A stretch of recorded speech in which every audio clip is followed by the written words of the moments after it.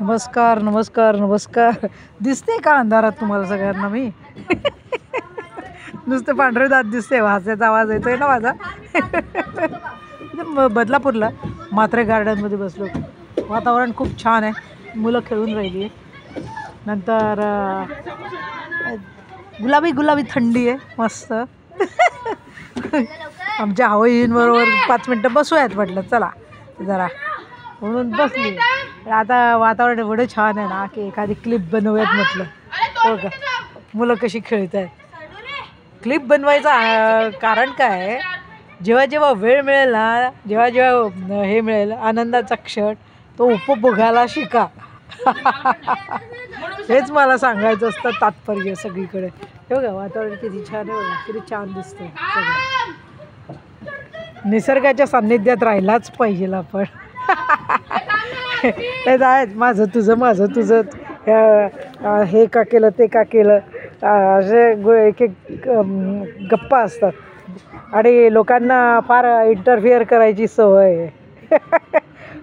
मला न विचारता का नाही केलं, असंच का केलं, तेच का केलं, तू बरेच अनुभव आले मला. पण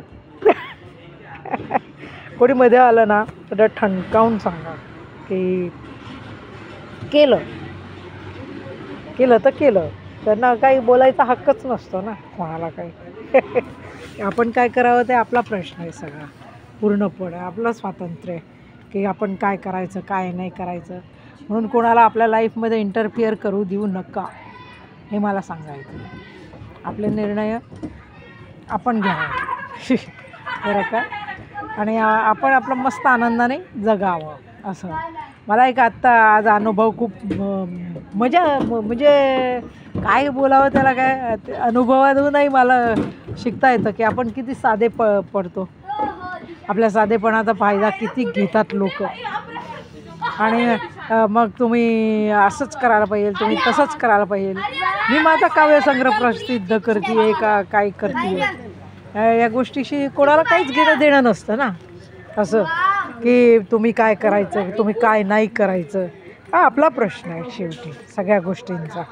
असं तर ते मला एका मैत्रिणींनी फोन केला, काय गं मला विचारायचं होतं ना, काव्यसंग्रह प्रसिद्ध करते मग असे पैसे कशाला भरले, तसे पैसे कशाला भरले.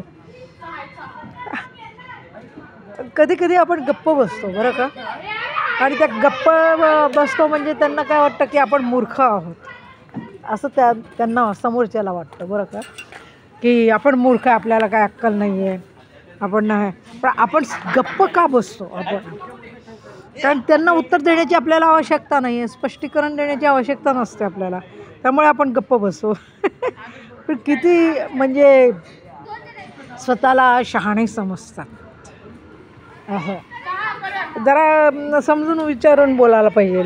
कोणालाच हक्क नाही आहे तो की तुम्ही कोणाशी काय बोलतायत काय नाही बोलायचं असं. आणि फुकट बघतात हो सगळं, असं फुकटचे सल्ले देतात आपल्याला. त्यामुळे ना कोणालाही इंटरफिअर करू देऊ नका स्वतःच्या लाईफमध्ये, आणि हे करू नका देऊ, म्हणजे स्वतःचे निर्णय स्वतः घ्या, कोणाला स्पष्टीकरण द्यायची गरज नाही आहे. मी आता 64 वयाचे, तर आत्ता मी कुठे त्या गोष्टी शिकली आहे अनुभवाने. खूप फायदा घेतात, खूप फायदा घेतात. आणि लक्षात ठेवा कधीही की सगळे सिक्रेट्स कोणाला सांगू नका. कोण कधी आपल्या पाठीत खंजीर खुपसेल ना सांगता येत नाही माणसाला, खरंच सांगते मी तुम्हाला. त्यामुळे काय सांगायचं ते कळालं असेल.